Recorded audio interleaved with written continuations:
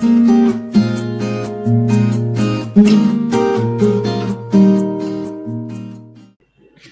শ্রেণীর আজকে প্রথম ক্লাস। আমাকে তো চিনো সবাই না? জি স্যার। Yes sir. জি স্যার। আচ্ছা, যাক আলহামদুলিল্লাহ। তো নতুন একটি বছর আমরা এবার ভিন্ন ভাবে শুরু করলাম। প্রতি বছর তোমাদের আগমনে মানে স্কুলটা মুখরিত থাকে, এবার ক্লাস চলছে কিন্তু তোমাদের উপস্থিতি নেই। মানে একটি ভিন্ন প্রেক্ষাপটে ভিন্ন পরিস্থিতিতে আমরা ক্লাসগুলো করছি। তো এখন এর মধ্যেও আমাদের শিক্ষা কার্যক্রম চলছে আলহামদুলিল্লাহ, এটি খুবই ভালো একটি উদ্যোগ। তো তোমরা যেহেতু অষ্টম থেকে নবম শ্রেণীতে উঠেছ, তোমাদের জন্য আরো বেশি সুযোগ আছে। সুযোগটা কি রকমের? ধরো তুমি যে ক্লাসে উপস্থিত,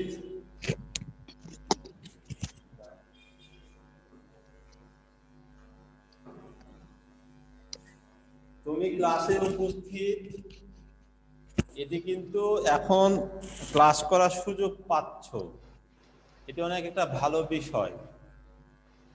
কিন্তু বাসা থেকে নিরাপদে থেকে এই দুর্যোগ মুহূর্তে তোমরা নিরাপদে থেকে ক্লাসের সুযোগ পেয়েছো, পড়াশোনা করার সুযোগ পেয়েছো, আলহামদুলিল্লাহ। এটা খুব ভালো একটি প্রশংসনীয় উদ্যোগ।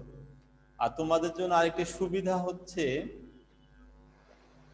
তোমরা আমাদের যে সৃষ্টি স্কুল রাজশাহী নামে ইউটিউব চ্যানেল রয়েছে, এখানে গত বছরের নবম শ্রেণীর সব ক্লাস রয়েছে। যদিও প্রথম সেমিস্টারের সাথে মিলবে না অনেক কিছুই, কারণ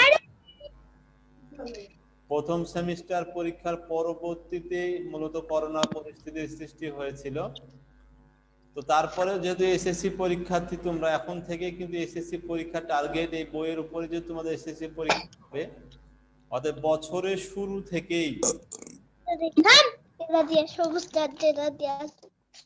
গ্যালাক্সি J6 এটা যদি তোমরা কথা বললে কিন্তু আসলে হবে না, নাম লিখতে হবে। নাম না লিখলে কিভাবে বুঝবো? একজনের ফোনে লেখা আছে আইফোন, দরকার কি?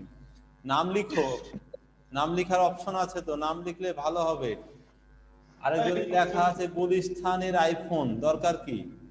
তোমার নিজের নাম লেখো। ছাত্র ছাত্রী যাই হও না কেন নিজের নামটি লেখো, আমাদের করা সহজ হবে, তোমাদের সাথে ক্লাসটি নেওয়াও সহজ হবে।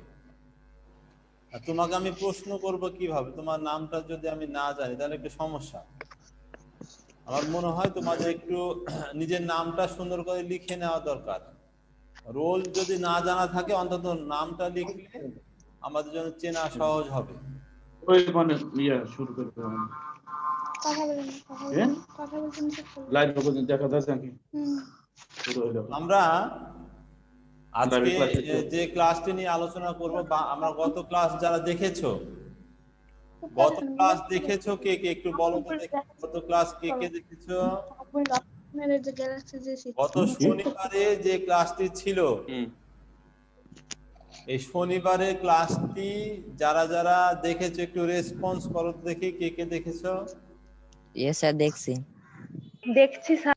আচ্ছা, স্বাধীন দেখেছি। আচ্ছা, সুমাইল দেখছো, সাকিব আহমেদ দেখছো, AMR। ইয়েস স্যার, দেখেছি। আচ্ছা, আপনার নাম না লিখলে কি করে বুঝবো এমআরা? আচ্ছা, যারা দেখেছো তাদের জন্য সুবিধা হবে, আমরা ভাষা নিয়ে গত ক্লাসে আলোচনা করেছিলাম। আজকেও আমাদের অধ্যায়টা নিয়ে পরিচ্ছেদটা নিয়ে আলোচনা।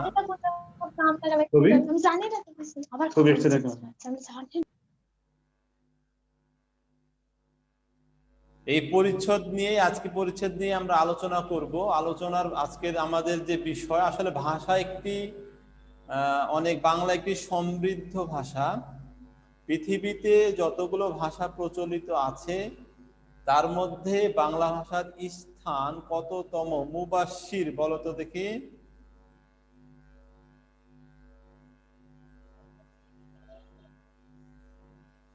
কি বললেন স্যার? আমরা বলেছি পৃথিবীতে যতগুলো ভাষা প্রচলিত আছে তার মধ্যে বাংলা ভাষার স্থান কততম? মুবাশশির কে? স্যার চতুর্থ না? চতুর্থ, হ্যাঁ আসলে যাকে প্রশ্ন করব সেই প্রশ্ন উত্তর দিতে পারলে খুব ভালো হয়। তো বাংলা হচ্ছে একটি সমৃদ্ধ ভাষা, বিশ্বের চতুর্থতম ভাষা। বাংলা পৃথিবীর চতুর্থতম ভাষা। পৃথিবীতে যে ভাষাগুলো প্রচলিত আছে এর সংখ্যা কত? আশফাকুল আলম, যে কার নাম জানি না, আশফাকুল আলম নামে একটি আইডিয়া আছে, বলো তো দেখি। পৃথিবীতে স্যার আমি গত ক্লাসটা করতে পারিনি, মানে গত ক্লাস তো আমাদের ইউটিউবে দেওয়া আছে, তোমাদের গ্রুপে দেওয়া আছে ভিডিও স্যার ক্লাস। আমাদের গ্রুপে দেওয়া হয়নি। গ্রুপে দেওয়া হয়নি স্যার। কি দেওয়া স্যার হয়? আমাদের গ্রুপে কালকে বাংলা ক্লাসটা দেওয়া হয়নি। ও কালকে অ্যাটেন্ড করেছো? না স্যার আমরা অ্যাটেন্ড হতে পারিনি, ইনকারেক্ট পাসওয়ার্ড দেখাচ্ছিল। ও আচ্ছা, না গ্রুপে দেয়া আছে, তোমাদের হোয়াটসঅ্যাপ গ্রুপে দেয়া আছে সব এই গত ক্লাসটি, দেখে নিলে অনেক ভালো হয়, বুঝছো? আচ্ছা, এরপরে হচ্ছে এই নাবিলা উলফাত, বলো তো দেখি তোমার কাছে প্রশ্ন, যে পৃথিবীতে যে ভাষাগুলো আছে এই ভাষাগুলো আসলে সবসময় স্থির থাকে না, পরিবর্তন হয়। যেমন আমাদের বাংলা ভাষাটা পরিবর্তিত ভাষা, বাংলা ভাষায় যে আদি রূপ ছিল, তার আগে ছিল প্রাকৃত রূপ, তারপর আগে ছিল সংস্কৃত রূপ, এভাবে পরিবর্তিত হয়েছে, তার আগে ছিল বৈদিক রূপ। তো এই যে পরিবর্তন হয়, ভাষা কেন পরিবর্তন হয়, কখন পরিবর্তন হয় বলো তো দেখি। স্যার স্থান ও কাল ভেদে। স্থান, কাল, আর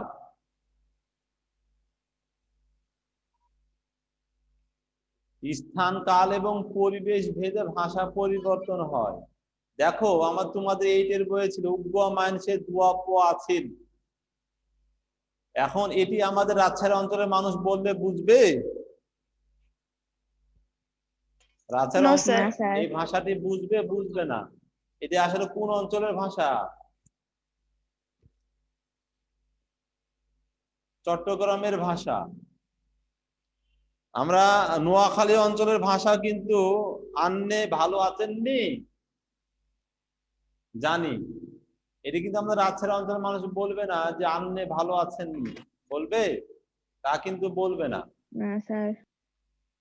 এগুলো আমাদের অঞ্চল ভেদে যে ভাষা প্রচলিত তাকে আঞ্চলিক ভাষা বলা হয়ে থাকে। এই আঞ্চলিক ভাষার আরেকটি নাম আছে, মেঘা, বলো দেখি আরেকটি নাম কি?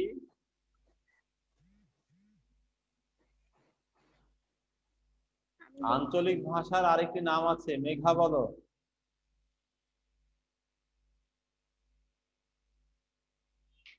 কে পারবে? স্যার উপভাষা। উপভাষার অপর নাম হচ্ছে উপভাষা। ধন্যবাদ। আজকে আমরা জানি বাংলা একটি সমৃদ্ধ ভাষা। একটি ভাষা সমৃদ্ধ হওয়ার ক্ষেত্রে সেই ভাষার শব্দ ভান্ডার, অর্থাৎ যে ভাষায় ব্যবহৃত শব্দের সংখ্যা যত বেশি সেই ভাষা তত সমৃদ্ধ। যে ভাষায় যত বেশি মানুষ কথা বলে সেই ভাষার স্থান কিন্তু তত উপরে। বাংলা ভাষায় কতজন মানুষ কথা বলে থাকে? ইফাজ বলো, ইফাজ, জুনায়েদ ইসলাম ইফাজ বলো। বাংলা ভাষায় কতজন মানুষ কথা বলে থাকে?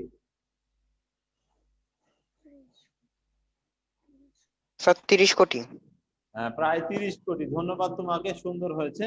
তো বাংলা একটি সমৃদ্ধ ভাষা। বাংলা ভাষায় যে শব্দের সমাবেশ ঘটেছে, বাংলা ভাষায় যতগুলো শব্দ ব্যবহৃত হয় সেই শব্দগুলো আসলে শুধু এদেশের মানুষরাই ব্যবহার করতো তা কিন্তু না, বিভিন্ন ভাষা থেকে আমাদের বাংলা ভাষায় শব্দগুলো এসেছে এবং এই ভাষাটি সমৃদ্ধ ভাষায় পরিণত হয়েছে। তো বাংলা ভাষায় যে শব্দগুলো ব্যবহৃত হয় সেই শব্দগুলোকে প্রধানত 5টি ভাগে ভাগ করা হয়। বাংলা ভাষায় ব্যবহৃত শব্দগুলোকে 5টি ভাগে ভাগ করা হয়ে থাকে।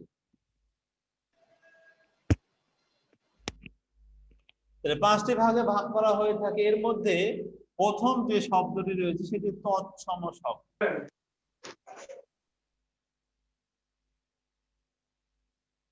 তৎসম শব্দটি হচ্ছে পারিভাষিক শব্দ। তৎসম শব্দটি পারিভাষিক শব্দ। পারিভাষিক শব্দ কি কারো জানা আছে? পারিভাষিক শব্দ কি? আচ্ছা, জানা নেই। পারিভাষিক শব্দটি হচ্ছে অর্থাৎ একটি যখন যে শব্দটি বোঝানোর জন্য ব্যাখ্যার প্রয়োজন হয়, অর্থাৎ হুবহু আবিধানিক অর্থে আসলে শব্দটিকে বোঝানো সম্ভব হয় না, ভাবানুবাদ করতে হয়, ভাবার্থ বোঝাতে হয়, তাকে পারিভাষিক শব্দ বলে। এই তৎসম শব্দের এই তৎ মানে হচ্ছে তার, আর সম শব্দের অর্থ হচ্ছে সমান। এখানে তৎসম শব্দের অর্থ হচ্ছে তার সমান। এই তার সমান বলতে একটি তার বলতে একজনকে বোঝানো হচ্ছে, একটি ভাষাকে বোঝানো হচ্ছে। অর্থাৎ যে বাংলা ভাষায় যে শব্দগুলো অন্য একটি ভাষা থেকে সরাসরি আগত, কোনো ধরনের পরিবর্তন হয়নি, সেই শব্দগুলোকে তৎসম শব্দ। এখানে তার সমান বলতে আসলে সংস্কৃত শব্দকে বোঝানো হয়ে থাকে। সংস্কৃত যে ভাষাটি ছিল, এই সংস্কৃত ভাষা থেকে যে শব্দগুলো কোনো ধরনের পরিবর্তন ছাড়াই সোজাসুজি আমাদের বাংলা ভাষায় এসেছে এবং অপরিবর্তিত রূপে বাংলা ভাষায় ব্যবহৃত হয়, সেই শব্দগুলোকে আমরা বলি তৎসম শব্দ। অর্থাৎ সংস্কৃত ভাষার ব্যবহৃত শব্দগুলোকেই আমরা বলছি তৎসম শব্দ। আমাদের এই শব্দগুলো আমরা অনেক এখন ব্যবহার করি, যদিও ব্যবহারটা অনেক কমে গেছে, তারপরে আমরা বলি যেমন সূর্য একটি তৎসম শব্দ, চন্দ্র তৎসম শব্দ, ভবন তৎসম শব্দ,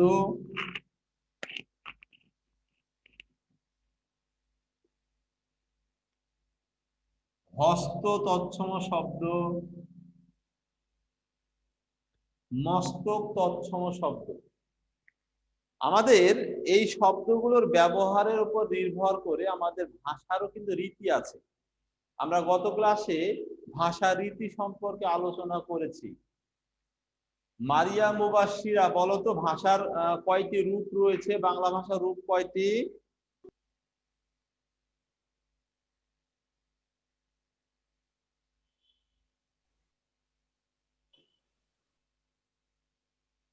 মারিয়া মুবাশশিরা বলো, শোনা যায় কথা? যায় না। অথই বলো তো দেখি, বাংলা ভাষার রূপ কয়টি?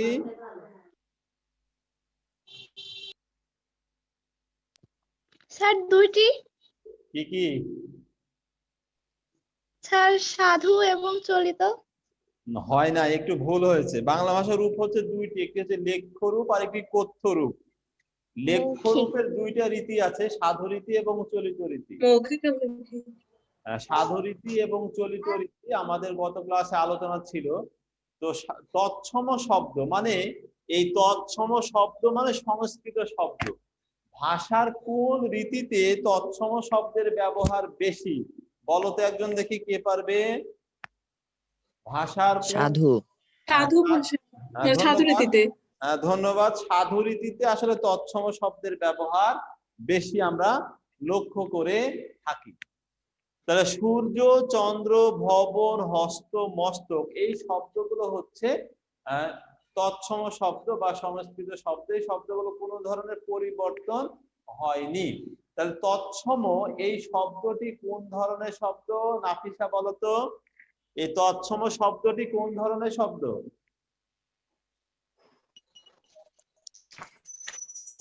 কোন ধরনের মানে? কোন ধরনের মানে ক্লাসে থাকলে তো বুঝতাম। আমরা বলেছি তৎসম। আমি প্রশ্নটা বুঝি, প্রশ্নটা জিজ্ঞেস করছি। প্রশ্নটা হচ্ছে তৎসম শব্দটি কোন ধরনের শব্দ?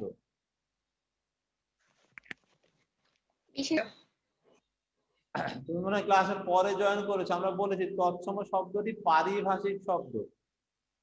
এই শব্দটি আসলে আবিধানিক অর্থে আমরা ব্যবহার করছি না। যেমন আবিধানিক অর্থ কি লিখেছি? তৎ মানে তার, সম মানে সমান, তার সমান। কিন্তু এই তৎসম শব্দ বলতে সংস্কৃত শব্দকে বোঝানো হয়ে থাকে।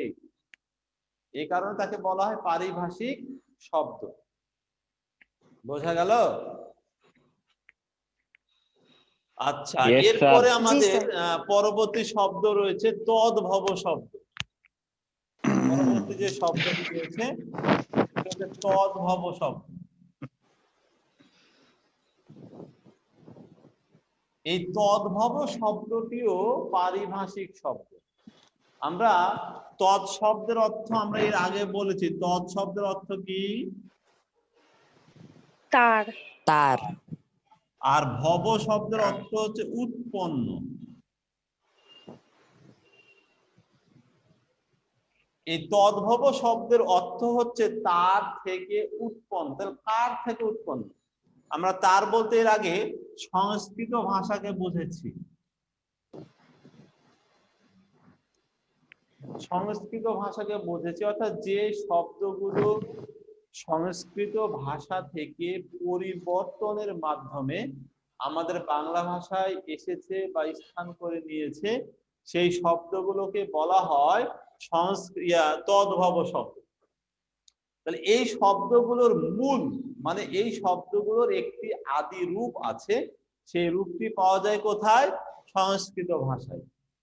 তাহলে সংস্কৃত ভাষা থেকে পরিবর্তন হয়েছে, মধ্যখানে একটি রূপ আছে, সেই রূপটিকে বলা হয় প্রাকৃত রূপ। প্রাকৃত ভাষার মাধ্যমে আমাদের তদ্ভব শব্দটি উৎপন্ন হয়েছে।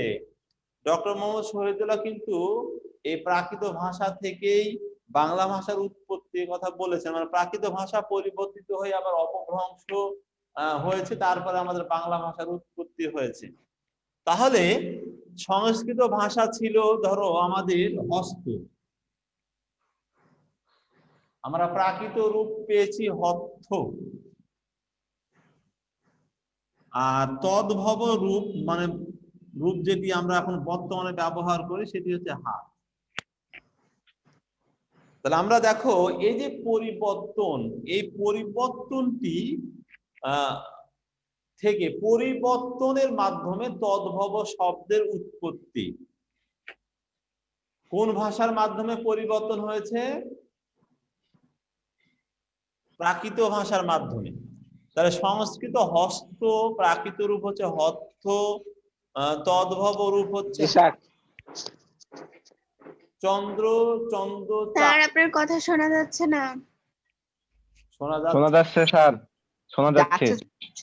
আচ্ছা, একটু ওরা শুনতে পাচ্ছে না। স্যার অনেক সময় নেটওয়ার্কের সমস্যা হতে পারে, একটু ধৈর্য ধরো, শোনা যাবে ইনশাআল্লাহ। Yes, sir, আমিন। তো উন্নতি হচ্ছে। ইন্নালিল্লাহ। তাহলে সংস্কৃত ভাষা থেকে পরিবর্তনের মাধ্যমে আমাদের বাংলা ভাষায় তদ্ভব শব্দটি আগত। এই তদ্ভব শব্দের একটি মূল রূপ সংস্কৃত ভাষায় পাওয়া যায়। মানে আমরা তদ্ভব শব্দ হচ্ছে হাত, এই হাত শব্দের মূল রূপ কি? হস্ত। এই শব্দটি কোথায় আছে? সংস্কৃত ভাষার মধ্যে আছে। একইভাবে মস্তক, মধ্য, মাথা, এভাবে পরিবর্তন হয়। চন্দ্র, চন্দ্র, চাঁদ পরিবর্তন হয়। এভাবে পরিবর্তনের মধ্য দিয়ে আমাদের বাংলা ভাষায় তদ্ভব শব্দের উৎপত্তি হয়েছে। এই কারণে যেহেতু পরিবর্তিত হয়ে নতুন রূপে আমাদের বাংলা ভাষায় তদ্ভব শব্দ আগত, এই কারণে এই তদ্ভব শব্দের অপর নাম হচ্ছে খাঁটি বাংলা শব্দ।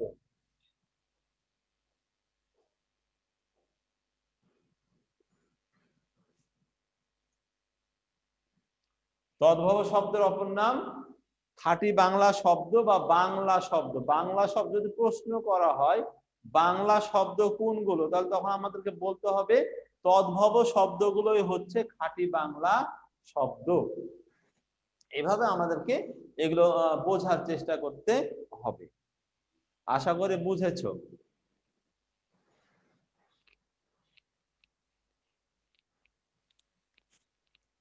আমরা যে আজকে যে আলোচনাগুলো করি, এই আলোচনাটা মূলত শব্দের উৎপত্তিগত আলোচনা, অর্থাৎ একটি শব্দ কিভাবে বাংলা ভাষায় উৎপত্তি লাভ করেছে তার উপর ভিত্তি করে শব্দগুলোকে 5টি ভাগে ভাগ করা হয়েছে।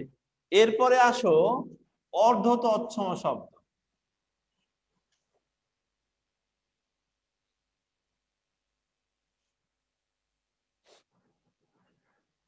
অর্ধ মানে হচ্ছে আধা, অর্ধেক। তৎসম মানে আমরা বলেছি সংস্কৃত শব্দকে তৎসম শব্দ বলেছি, তাহলে অর্ধ তৎসম মানে হচ্ছে আধা সংস্কৃত শব্দ, অর্থাৎ যে শব্দগুলো পরিবর্তনের সময় পরিপূর্ণ রূপে পরিবর্তন হয়নি।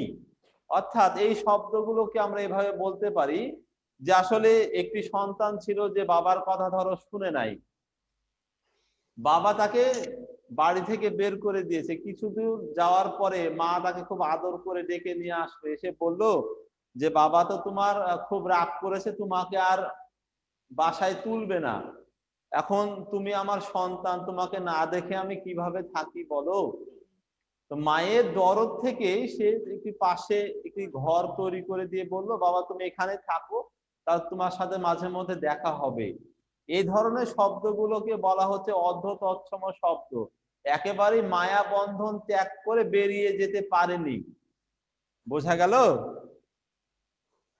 এই শব্দগুলোকে আমরা বলছি অর্ধ তৎসম শব্দ, অর্থাৎ যে শব্দগুলো সংস্কৃত ভাষা থেকে সামান্য পরিবর্তন হয়ে আমাদের বাংলা ভাষায় ব্যবহৃত হয়েছে, সেই শব্দগুলোকে বলা হচ্ছে অর্ধ তৎসম শব্দ, পরিপূর্ণভাবে কিন্তু পরিবর্তন হয়নি। যেমন স্যার, বলেছি তৎসম আর সংস্কৃতের মধ্যে পার্থক্য কোথায়? পার্থক্য নেই, তৎসম শব্দ যেটি সংস্কৃত শব্দ সেটি। সংস্কৃত তাহলে আবার তৎসম মানে আলাদাভাবে লেখার দরকার কি? হ্যাঁ, তাহলে দুই দুই মানে দুই ভাবে লেখে কেন? আমি তো দুই ভাগে লিখি নাই, সংস্কৃত শব্দ বলতে যা বোঝায় তাকেই তৎসম শব্দ মানে আমি বুঝাচ্ছি কি ওইটার জায়গায় কি আমি সংস্কৃত লিখতে পারবো? সংস্কৃত শব্দ তৎসম শব্দ কি একই ডেফিনিশনটা? একই শব্দ লেখা যাবে, কিন্তু আমরা এখানে আমাদের তৎসম শব্দটাই প্রচলিত, উৎপত্তিগত নাম দেওয়া হয়েছে তৎসম। আবার কিন্তু তুমি উপসর্গে যাও, তৎসম উপসর্গ সংস্কৃত উপসর্গ একই, মানে সব জায়গায় যেখানে তৎসম শব্দ আছে, তৎসম বলতে মূলত সংস্কৃত শব্দকে বোঝানো হয়ে থাকে। ঠিক আছে? এরপর অর্ধ তৎসম মানে আধা সংস্কৃত, অর্ধেক পরিবর্তন হয়েছে, কিছু পরিবর্তন হওয়ার পরে আর পরিবর্তন হয়নি। যেমন আমরা বলতে পারি দেখো সূর্য একটি শব্দ, এটি হচ্ছে আমরা তৎসম শব্দ বলেছি। এই শব্দটিকে কাজী নজরুল ইসলাম একটি নাম দিয়ে ডেকেছেন, বলতো দেখি কবিতাটি কার মনে আছে? মনে আছে কারো? একটি নজরুলের একটি কবিতা আছে, না স্যার মনে নাই। মনে সূর্যি মামা জাগার আগে উঠবো আমি জেগে। আজকে কে কে সূর্য ওঠার আগে জেগেছো বলো? আজকে সকাল 6টা 45 আগে কে ঘুম থেকে জেগেছিলে? স্যার ঘুমাই তো নি বোধহয়। না স্যার। হ্যাঁ স্যার। বাকিরা তো কেউ জাগো নাই, দুই একজন। স্যার আমি যাচ্ছি স্যার। হ্যাঁ, দুই একজনকে শোনা যাচ্ছে যারা সূর্য উঠেছিল। 6টার দিকেই তো ঘুমাচ্ছি। স্যার এত শীতের মধ্যে কিভাবে উঠবো স্যার, এটা তো সম্ভবই না। রাতে তো ঘুমাই না স্যার। পাগল উঠেছে। আচ্ছা সূর্য 6টার দিকে তাহলে সূর্যি মামা জাগার আগে উঠবো আমি জেগে, তাহলে সূর্য না বলে আমরা বলছি সূর্যি।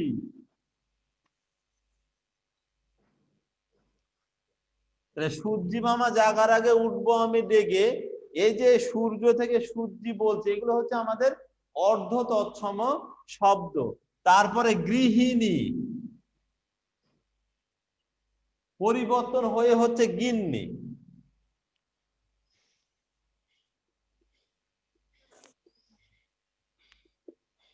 তারপরে সংস্কৃত শব্দ আছে ক্ষুধা,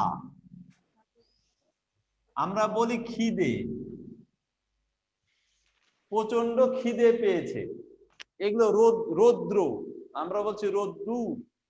এই যে শব্দগুলো, এই শব্দগুলোকে বলা হচ্ছে অর্ধ তৎসম শব্দ, মানে সামান্য পরিবর্তন হয়ে আমাদের বাংলা ভাষায় এসেছে, এই শব্দগুলোকে বলা হচ্ছে অর্ধ তৎসম।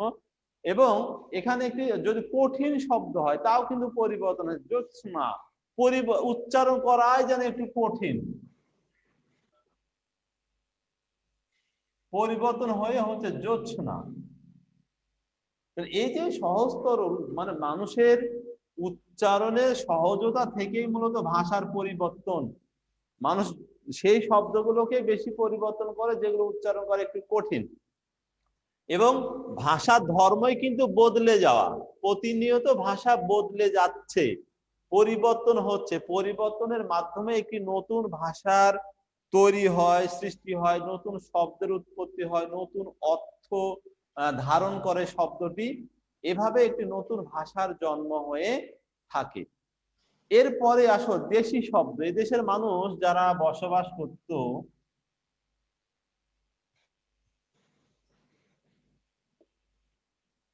আমাদের বাঙালি হচ্ছে সংকর জাতি। সংকর মানে হচ্ছে মিশ্র জাতি। এখানে আরবের লোক এসেছে, এখানে ইংরেজরা এসেছে, এখানে আফগানিস্তানের লোক এসেছে। ইখতিয়ার উদ্দিন মোহাম্মদ বিন বখতিয়ার খলজি, তিনি আফগানিস্তানের লোক। আরো ধর্ম প্রচারের জন্য বিভিন্ন অলিয়া আউলিয়া যেমন শাহ মখদুম, শাহ পরান, শাহজালাল, এই যে এরা সব আরবের লোক। তারা কিন্তু বিভিন্ন ইরাক ইরান থেকে আমাদের দেশে এসে ধর্ম প্রচার করছে। তবে ইংরেজরা আমাদেরকে 200 বছর ধরে শাসন করলো। এই শাসন করার পরে এদেশে যারা আদিবাসী ছিল, আদিমতম অধিবাসী যারা ছিল, তাদের প্রচলিত ভাষা থেকেও আমাদের কিছু কিছু শব্দ আমাদের বাংলা ভাষায় বর্তমানে স্থান পেয়েছে। এই শব্দগুলোকে বলা হচ্ছে দেশি শব্দ। এই শব্দগুলোর মূল রূপ আমরা অনেক সময় পাই না, অর্থাৎ কোন ভাষা কোন শব্দ থেকে এই শব্দটির উৎপত্তি তা পাওয়া যায় না, আবার কখনো কখনো পাওয়াও যায়। অর্থাৎ এই শব্দটি অমুক ভাষা থেকে আগত, এরকম একটি শব্দ আছে আমাদের। যেমন ধরো একটি দেশি শব্দ আছে পেট। এই শব্দটির উৎপত্তি মানে যে ভাষা থেকে আমাদের বাংলা ভাষায় এই শব্দটি এসেছে, সেই শব্দটি হচ্ছে তামিল ভাষার শব্দ। আদিম অধিবাসীদের ভাষা এবং সংস্কৃতি থেকেই মূলত এই শব্দগুলো আগত। ডাব, ডাগর, কুলা, ঢেকি, এই যে শব্দগুলো আছে এগুলো সবই আসলে আমাদের দেশি শব্দ। তো পেট শব্দটি তামিল ভাষা থেকে আগত। কোল নামে একটি শব্দ আছে, যে মা শিশুকে কোলে নিয়েছেন। এই কোল শব্দটি কুড়ি শব্দ আছে, এটা কোল ভাষা থেকে আগত। তাহলে কুড়ি শব্দ আছে, যে শব্দটি আমরা কোল ভাষা থেকে আগত হয়েছে। তারপরে আমরা চুলা শব্দ একটি ব্যবহার করি। চুলা, আমরা চুলাতে রান্না করি, আমরা সবাই জানি এই শব্দটি। এই চুলা শব্দটি আগত হচ্ছে মুন্ডারি ভাষা থেকে। মুন্ডারি ভাষা থেকে চুলা শব্দটির আগমন ঘটেছে। তাহলে এই যে আমরা এই তিনটি শব্দ কিন্তু বুঝতে পারছি, কিন্তু বাকি আরো দেশি শব্দ আছে যেগুলো আসলে কোন ভাষা থেকে আগত এটি আমরা বের করতে পারি না। অতএব এই শব্দগুলোকে বলা হচ্ছে দেশি শব্দ। এদেশের আদিমতম মানুষের ভাষা সংস্কৃতি থেকে যে শব্দগুলো আমাদের বাংলা ভাষায় এসেছে, সেই শব্দগুলোকে বলা হচ্ছে দেশি শব্দ। আশা করি তোমরা সবাই বুঝতে পেরেছো। আচ্ছা, আমি একটু প্রশ্ন করে নিই, দেখি এখন পর্যন্ত যারা ক্লাসে উপস্থিত ছিলে কেমন মনোযোগী সহকারে ক্লাস করেছো। সাবিহা, সাবিহা বলো দেখি। তোমার কাছে প্রশ্ন হচ্ছে, আমাদের তদ্ভব শব্দটির মূল কোন ভাষায় পাওয়া যায়?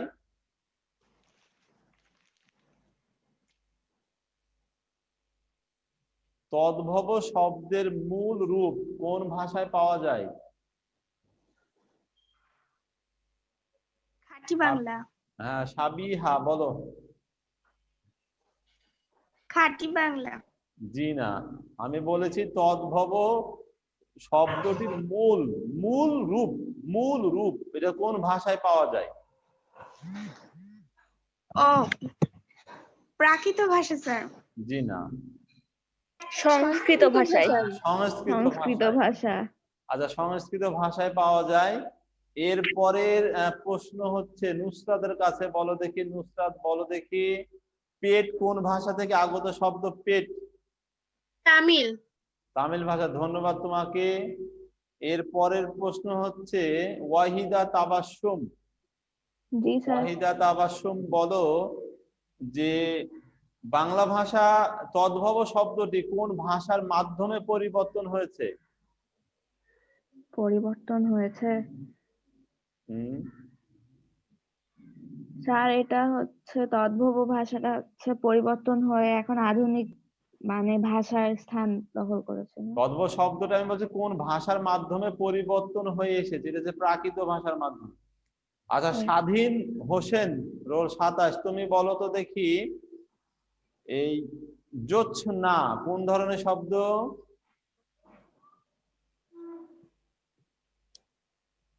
জোছনা। অর্ধ তৎসম। হ্যাঁ, অর্ধ তৎসম শব্দ। ধন্যবাদ তোমাদেরকে। আসলে আমরা যদি প্রথম থেকেই, তোমরা আশা করি কেউ কি পুরাতন বই তো কেউ পাও নাই না? না স্যার। আচ্ছা, দুই একজন পেতে পারো। তোমরা আমাদের অধ্যায় ভিত্তিক যে লেকচার শিট গুলো দেওয়া হয়েছে এগুলো নিয়েছো? Yes sir. Yes, sir. এরপর কিন্তু আমাকে আমরা দেয়নি স্যার, আমাকে দিচ্ছে না। হ্যাঁ, কিছু প্রশ্ন দিয়েছি, এই প্রশ্নগুলো পড়ে নিবা। লেকচার শিট আজকে যতটুকু আলোচনা ছিল, আর 1-2 মিনিট সময় আছে, এই প্রশ্নগুলো পড়ে নিবে। আসলে লেকচার শিট 1, 2, 3 এভাবে আমরা দিতে থাকবো। আসলে তোমরা খুব দ্রুতই হয়তো বইটা পেয়ে যাবে। না পাওয়া পর্যন্ত, যেহেতু ভাষা পরিচ্ছেদ, ধ্বনি বর্ণ পরিচ্ছেদ বা ব্যাকরণ পরিচ্ছেদ আমাদের এখন আলোচনা আছে প্রথম, এগুলো তোমরা 8 এর বই থেকেও কিছু কিছু পড়ে নিতে পারলে দেখবা যে খুব সহজে বুঝতে পারবে। একই বিষয় আলোচনা আমরা দ্বিতীয়বার করছি, মানে না 8 এ যা পড়েছো তার একটু বিস্তৃত রূপটাই এখানে আলোচনা হচ্ছে। তোমরা ওই 8 এর বইটা পড়তে পারো, লেকচার শিট গুলো নিয়ে পড়বা, দেখবা অনেক সহজ হয়ে যাবে। আমরা অলরেডি 20টার মতো প্রশ্ন দিয়েছি এই লেকচার শিটের সাথে, যাতে তোমরা কি ধরনের প্রশ্ন হয় তা বুঝতে পারো। তো আশা করি তোমরা নিয়মিত ক্লাসগুলো করবে। শুধু তোমরা না, সবাইকেই ক্লাসগুলো নিয়মিত করতে হবে। আমাদের এই ক্লাসগুলো ইউটিউবে থাকবে, তোমরা তোমাদের গ্রুপে শেয়ার করা হবে, এগুলো তোমরা নিয়মিত দেখবে। আর এই পরিস্থিতিতে নিজেকে সুস্থ রাখার জন্য চেষ্টা করতে হবে, সবসময় সুস্থ থাকার চেষ্টা করতে হবে, স্বাস্থ্যবিধি মেনে চলতে হবে। সবার সুস্বাস্থ্য কামনা করছি। আর তোমাদের শেষ মুহূর্তে যদি তোমাদের কোনো প্রশ্ন থাকে আজকের আলোচনা থেকে, বলতে পারো। আজকের আলোচনা যতটুকু করেছি এর মধ্যে কোনো প্রশ্ন থাকলে বলতে পারো।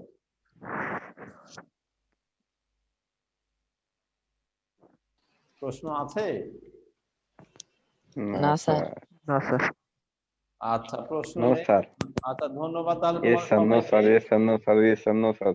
কেমন আছেন? আছি, আলহামদুলিল্লাহ ভালো আছি। তাহলে সবাই সুস্থ থেকো।